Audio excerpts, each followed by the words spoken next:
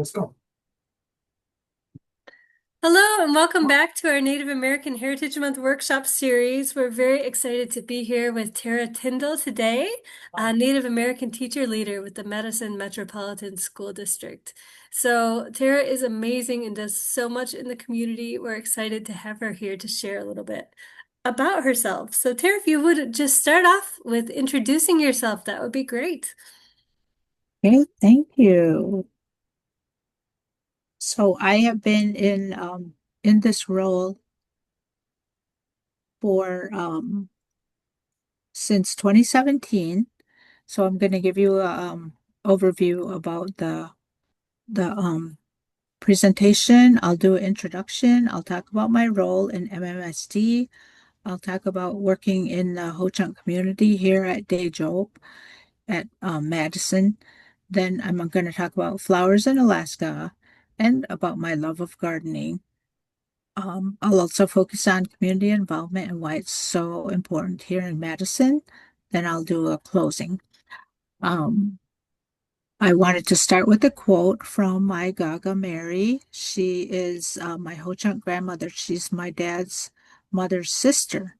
So that's part of the extended family or the kinship in Ho-Chunk that our our dad's brothers are also our dads, our mom's sisters are also our moms. So that extends on and on and on. And so we have a very, very large extended family kinship network. And one of the things that she taught me was to respect all ways of believing. And I grew up, I'll go on to the next one. So I'm Ho-Chunk, and I originally grew up in Black River Falls, Wisconsin, which is 2 hours north of Madison. And I grew up in the Winnebago Indian Mission. I was a part of a large extended family. Well, my own family, my immediate family, there was 12 of us.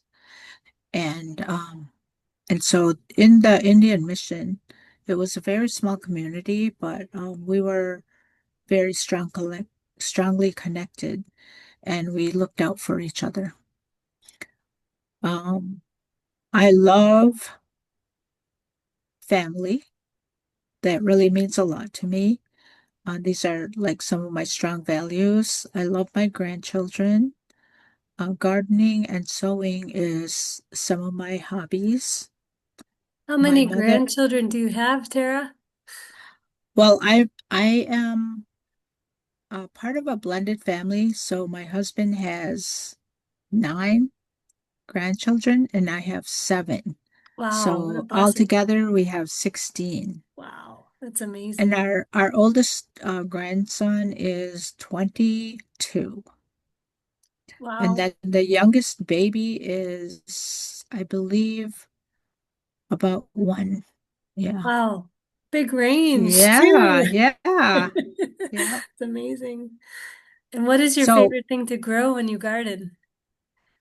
in my garden, Mhm. well, in in 2006, I started gardening in Alaska, so I focused mainly on Alaska flowers.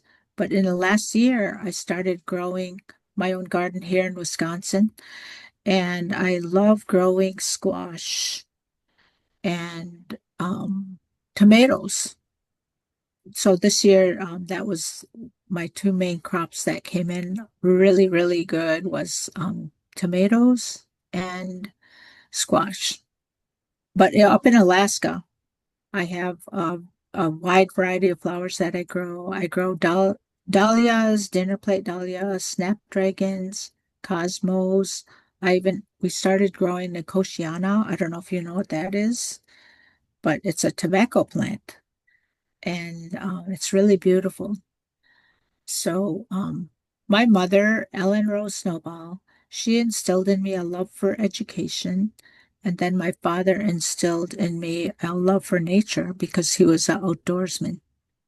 And then my grandparents instilled a love for family and just, like here's a quote from my Ho-Chunk grandmother, Agnes Eagle Wilson, although the picture isn't her.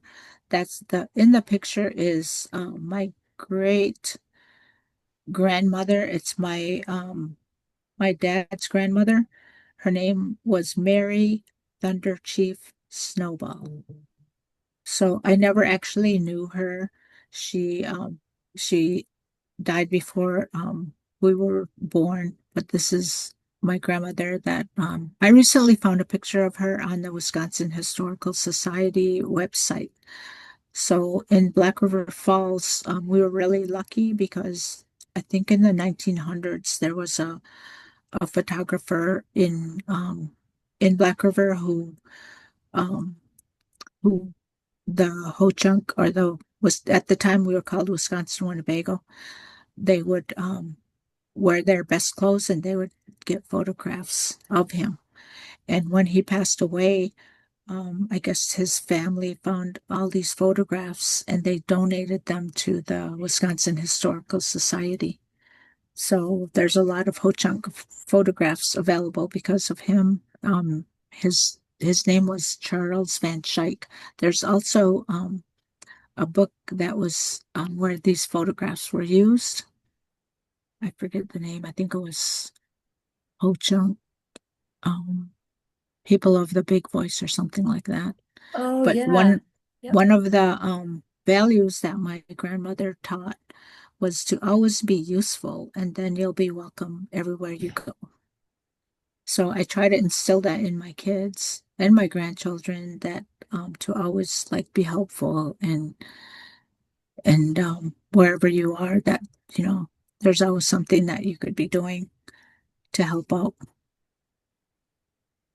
I love that.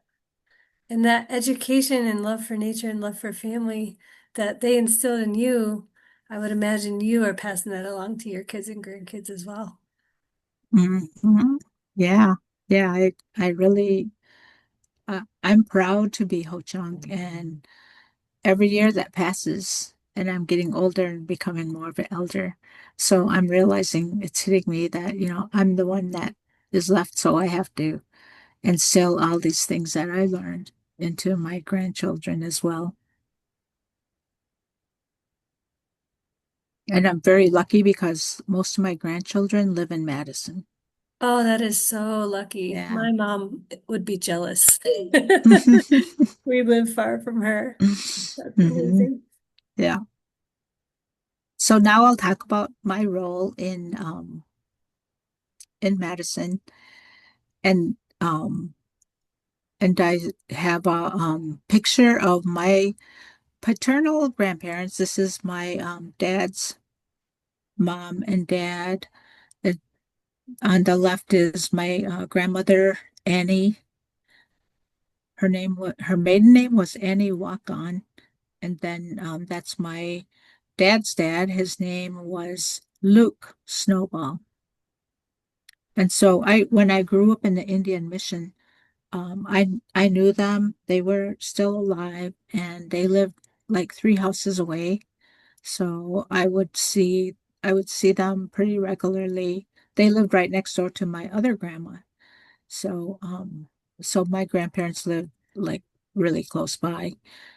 And my grandmother Annie, she a lot of times she would I would see her baking. Here's what I remember her doing. She would be baking apple pies. And also she would be making ho-chunk baskets. That was one of the things that they did to like help them, help their family to survive. And then my grandfather Luke, he he would be carving. He was always whittling. He would be making these beautiful canes and when he was done, he would just give them away to his friends. So, what I do in MMSD is I originally was hired in 2017, and so I at that time I only worked on the Indian Education Program, which is a federal Indian education under the Title VI Indian Education Act. And what that consists of is I work with a Indian parent committee who meets once a month. And then I also do programming. So the programming includes culture, or I call them craft classes. So I hire artisans from the community, and they teach workshops, like mini workshops on beading, weaving, um, drum making. We had a class where they learned how to make a canoe and dream catchers, a lot of different things. And then we also have ACES, which is American Indian Science and Engineering Society. So they meet once a month. It's mainly for the older students. We have native presenters come in and talk about the STEM fields. And that could include, like gardening, agriculture, or robotics, astronomy. It's it's a really wide field, and so we've had a lot of interesting programs over the years. Just this past month, we had a presenter come in with a. He talked about his background, that he did an activity of processing a deer that he had hunted, and so he did that for the class. That the kids watched him while he skinned a deer, and it was really fascinating for them because in Madison, it's the urban students don't have that much experience or background with hunting. Yeah. Who was that who came in? Oh, his name is Jason Schlender. Okay. He's from the Courte tribe, and he's the Glyphwick director. Okay. Wow. Yeah, what a Yeah, great experience. And yeah. having been to your classes at the Ho Chunk branch office myself, there's such a just a wonderful scene. I love those spaces, just all the Hmm. generations of people coming together Yeah. and all of the talent in the room. Hmm. It's just awesome. So, Hmm. yeah. Hmm.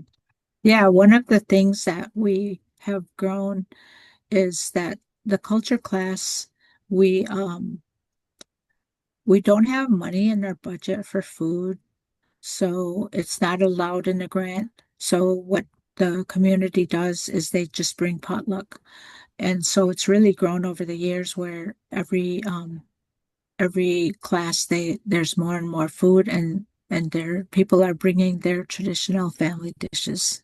So it's kind of a learning experience for all of us to learn about all these different foods that people are bringing. So it's a really really positive cultural experience. And then we also have a virtual Indigenous cooking class, and this works out really well because I um, I hire an Indigenous cook, and they don't have to be like living in the city or in or local.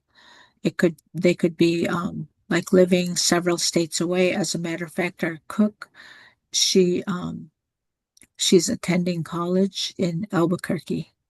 And Oh, so wow. this is like her side gig. And she used to work for the Title VI program as the ACES coordinator. And so she's pretty well knows the community. So she's been our cook for, I'm gonna say, like 3 years. And the community just loves that class. I use the program funds, and I purchase the food, and she creates the menu, and then I pick up the food and I deliver it to their homes, and then they have the cooking class, and they have all the ingredients. So then we videotape it Oh, so online, they like. cook alongside with her Hmm. virtually. That's, Yeah. yeah, we So used to do so that they here too. yeah, so they learn in their own kitchen, and it can be all ages. So even a kindergarten can participate because their whole family is part of the class. And then in 2021, I transitioned into curriculum instruction. Prior to that, I did do um, some work on creating lessons, but then once I transitioned in 2021, it was right after COVID, um, I had to start really focusing mainly on creating American Indian curriculum, and in the last 4 years, I've completed um, two Native American teacher modules. So what happens is all teachers and teacher leaders and directors, administrators, they all have to take this Native American teacher module. And then I also completed two 8-day units on American Indian social studies lessons for kindergarten through grade 5. And now I'm working on improving 612 lessons, what they have in place. So I'm reviewing it and making suggestions and adding resources for their classes. And then the teachers participate in book studies on how to teach American Indian studies. And then the teachers also, we arrange for them to attend the Wisconsin Indian Education Association, and I just recently attended the National Indian Education Association for professional development. And a lot of times, talking about professional development, I begin the I begin by asking or by making the statement to the teachers. At one time, the land you are standing on was once populated 100% by Native Americans. Now we are less than 1%. How did that happen? And I just ask that. I don't really expect the answer, but I just ask it because I want them to be thinking about it and thinking about that, we don't know how this happened, and our kids don't know.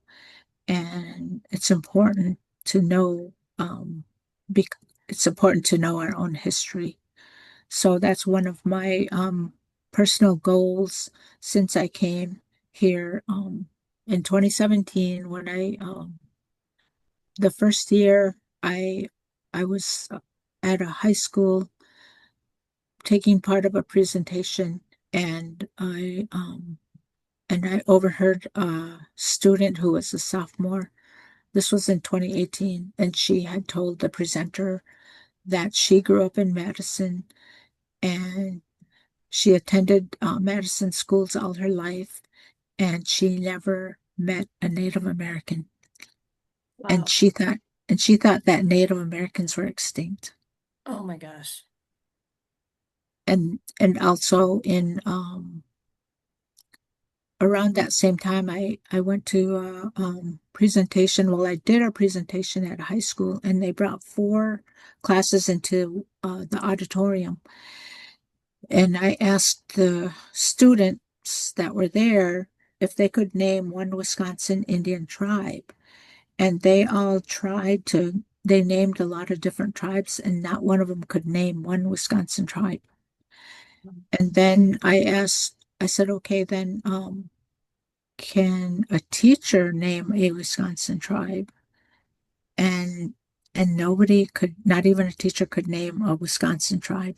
Wow. And so ever since then, I understand how important it is to teach about Wisconsin Indian history.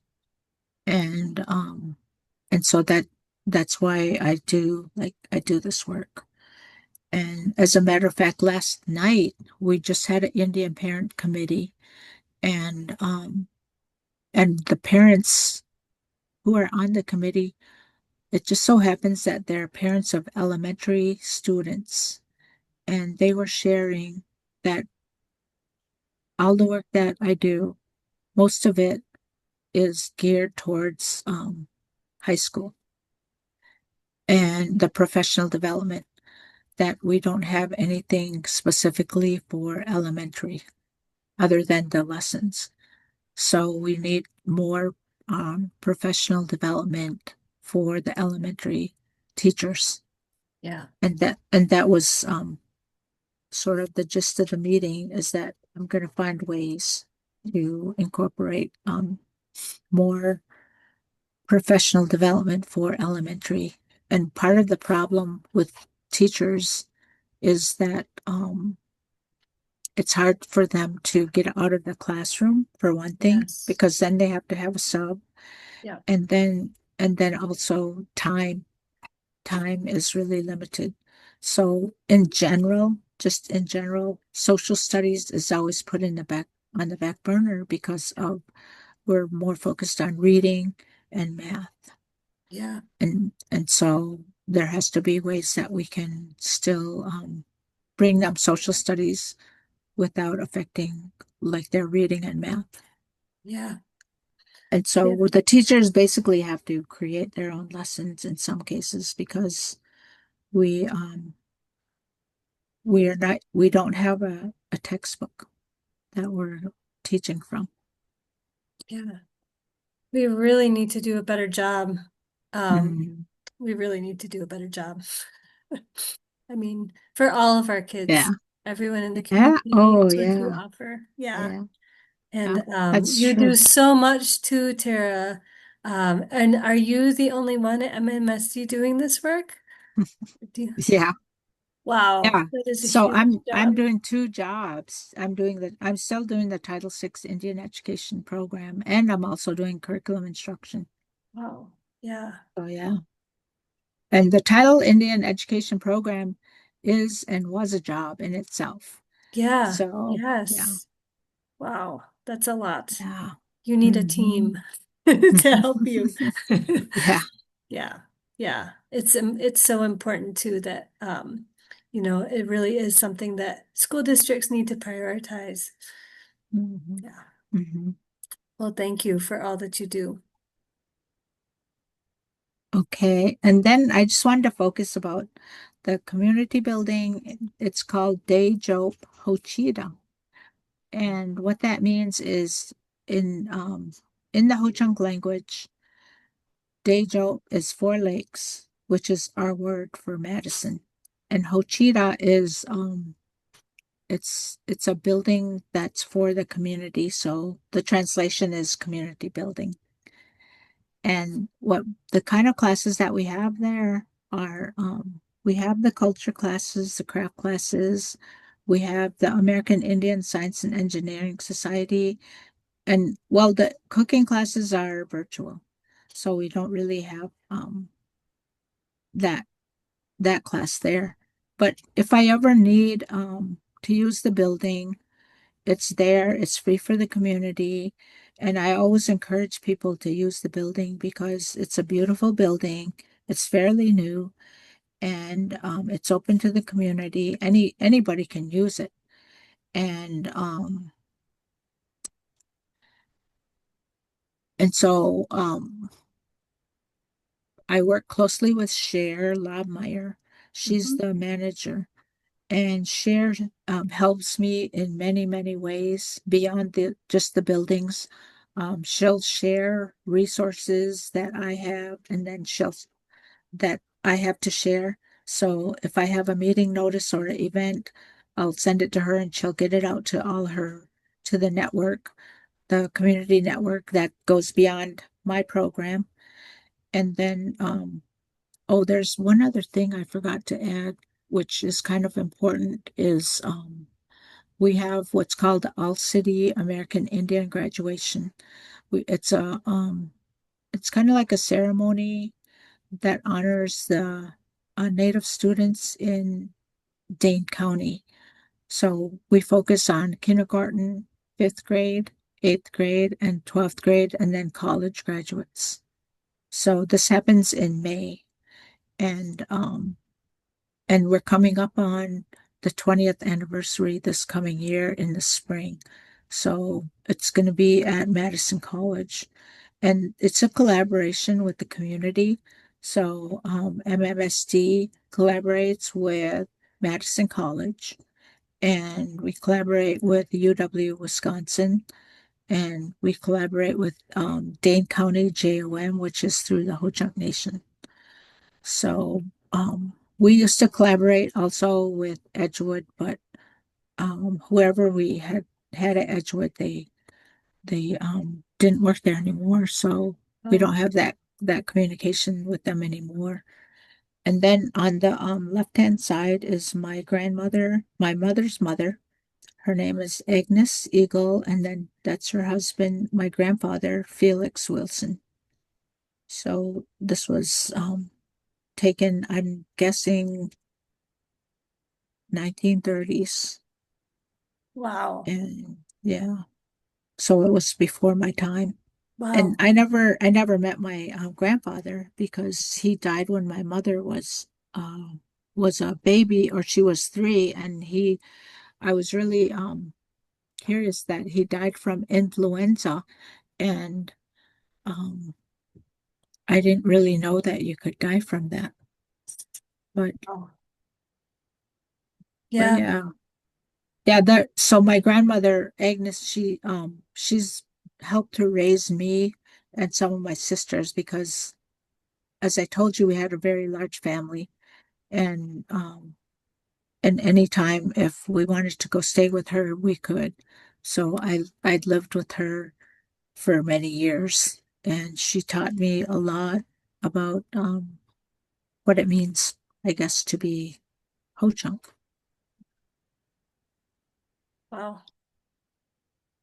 Having all those pictures and those just stories and connections, really, really important. Thank you. And then you asked me to talk about the flowers that I do in Alaska.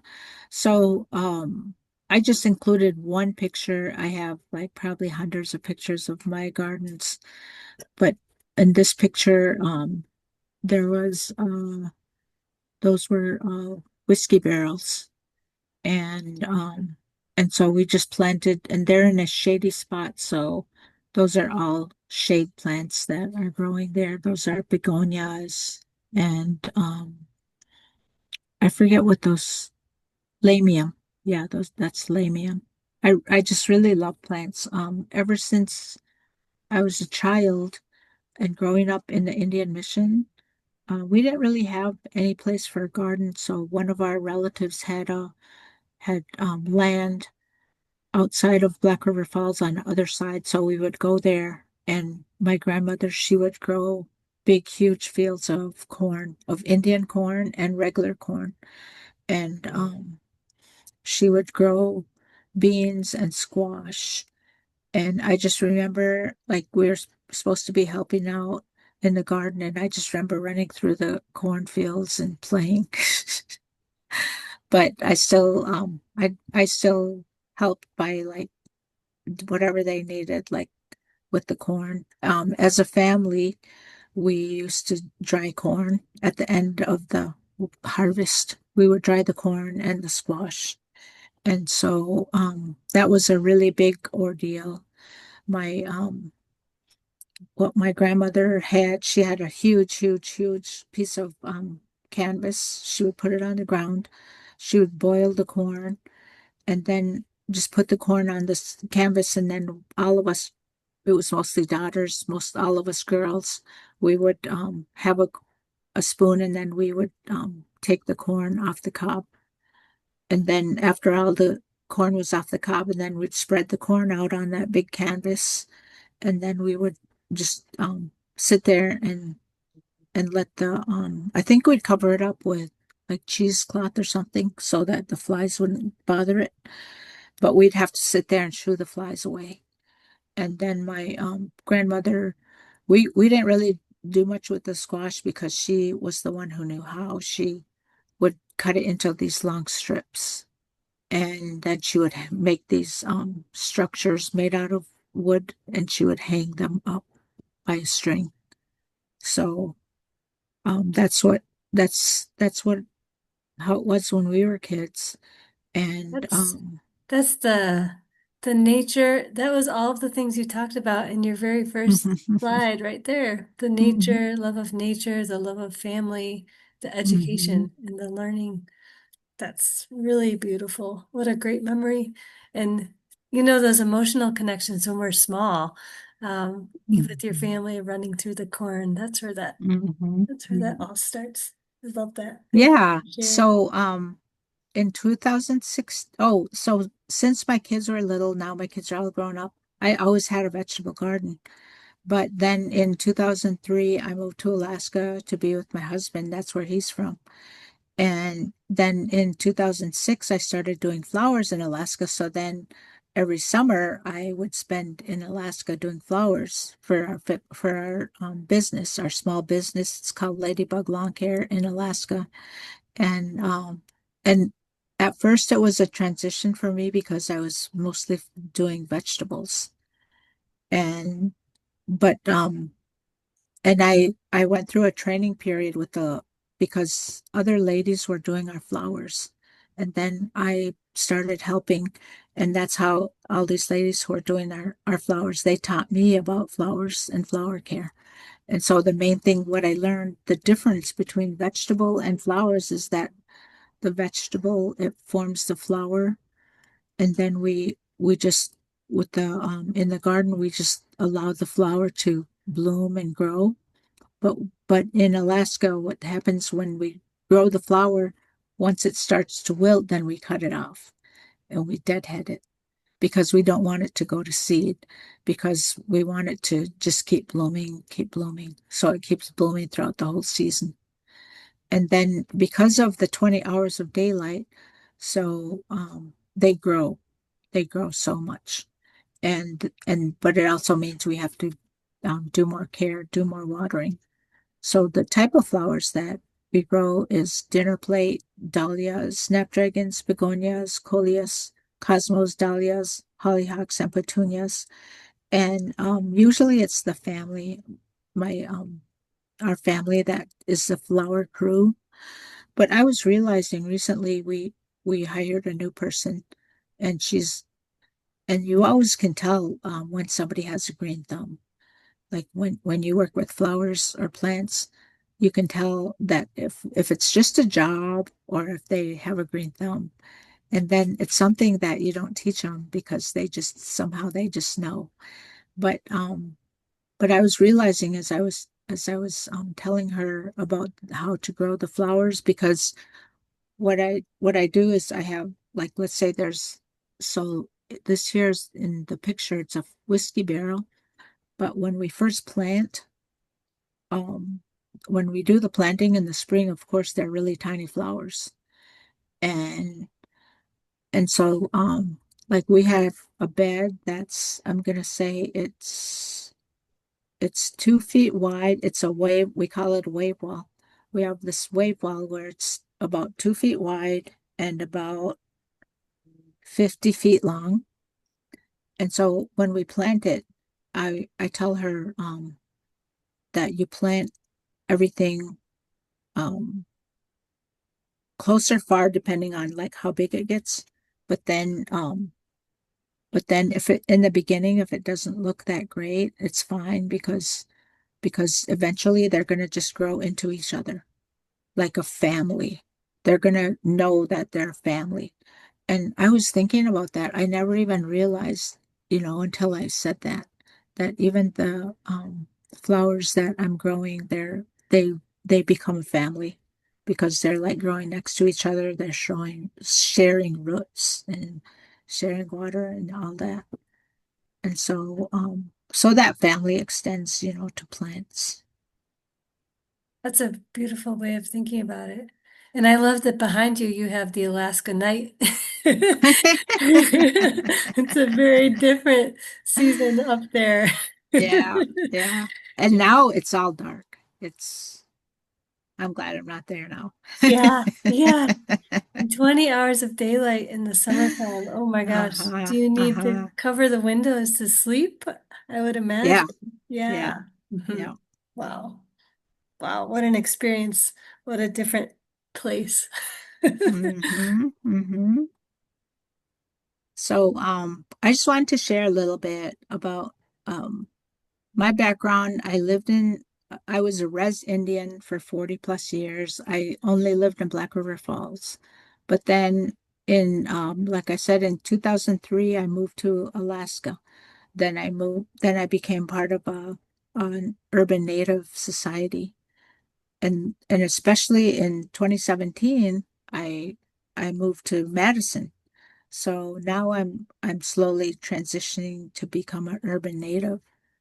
And one of the main differences, well, there's several differences between being a res Indian versus a native, or urban native, is that a lot of times well, the first thing is that a reservation Indian, even though my tribe, we don't have a reservation, but we just have these communities, is that a- in a on a reservation you have more exposure to your culture, and there's more teachers who or there's more speakers that are speak your language, and there's more opportunities for the young people to participate in their cultural events. But in the urban area, there's less fluent speakers of your native language. There's less opportunities for cultural participation and cultural identity. And and usually the economic opportunities are better in the urban area, which is why a lot of natives live in urban areas, because maybe on the reservation there's not as many opportunities for jobs. Like, for example, myself as a teacher, our tribe does not have a school. So I have to work at a school, for my teaching degree. And then and community involvement in Dejob is so important, because in our schools, like I said before, we are less than 1% of the population. So in one school, there might be just one Native student. And when the American Indian students are growing up without that representation, then it affects their cultural identity. And and so the more exposure that they have to Native American role models and representation, then the better that their chances of having a positive self-esteem is going to be improved. And then the parent committee, like I said, they were just talking about last night at our parent meeting that we need more teacher professional development regarding American Indians for the elementary, for the younger people, for Yeah. the younger kids to be exposed. And that could be having kids go into the classroom.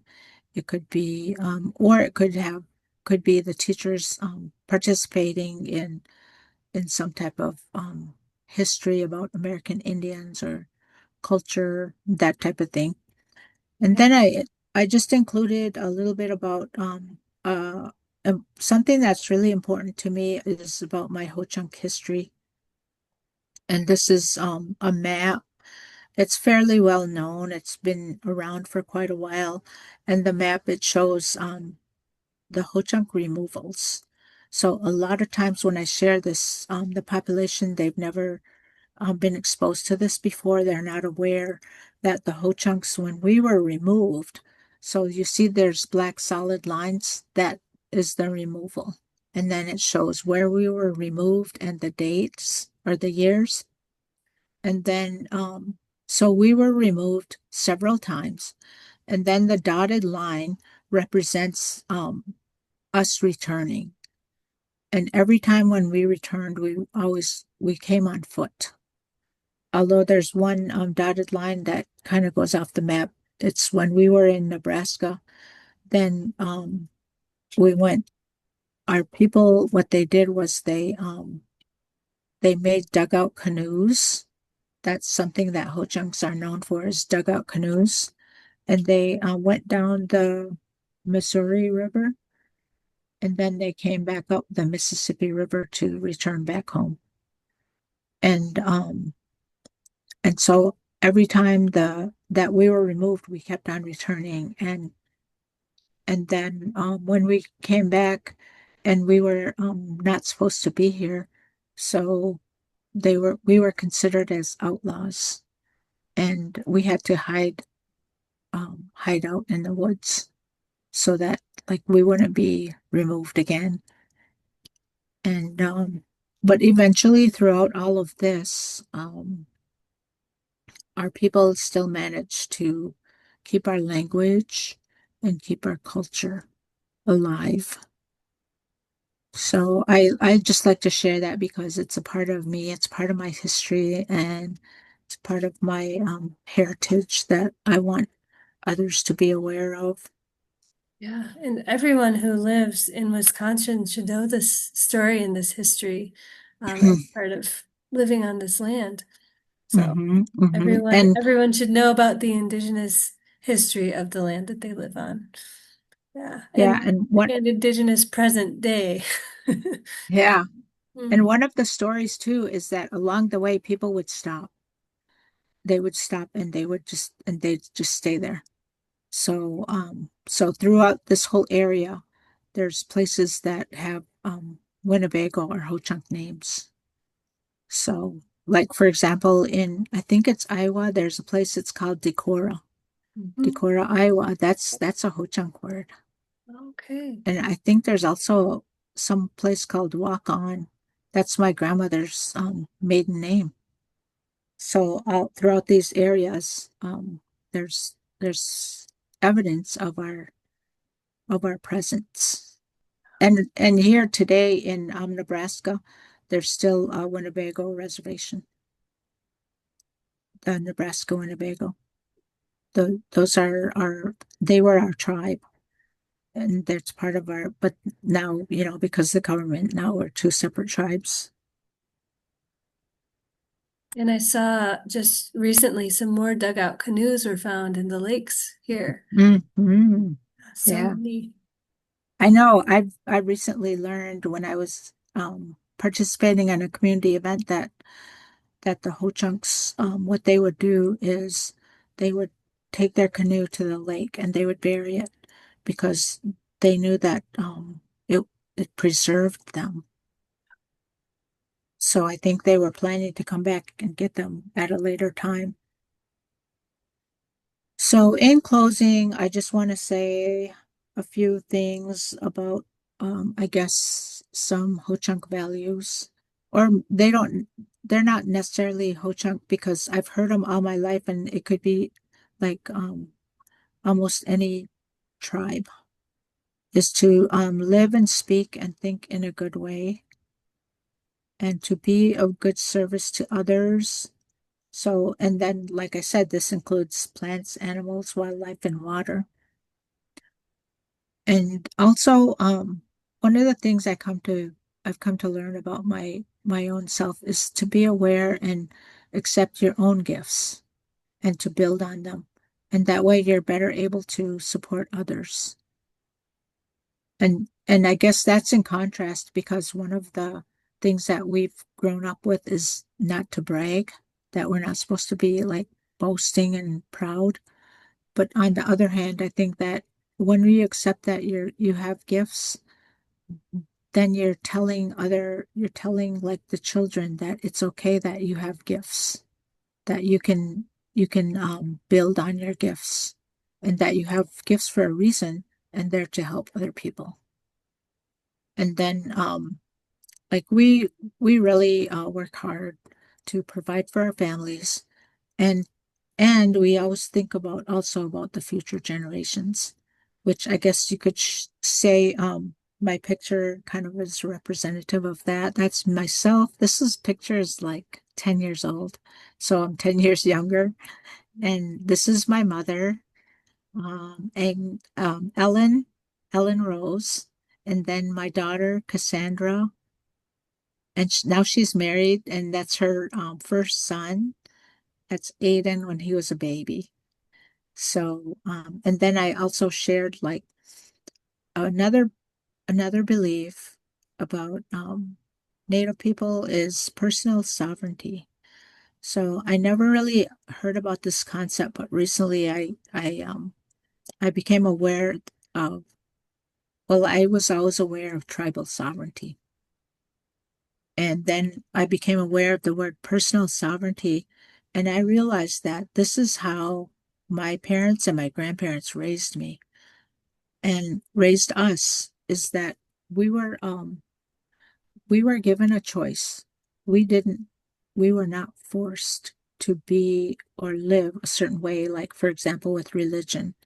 Um we weren't forced to participate in, let's say, a church, going to church things or whatever, things like that.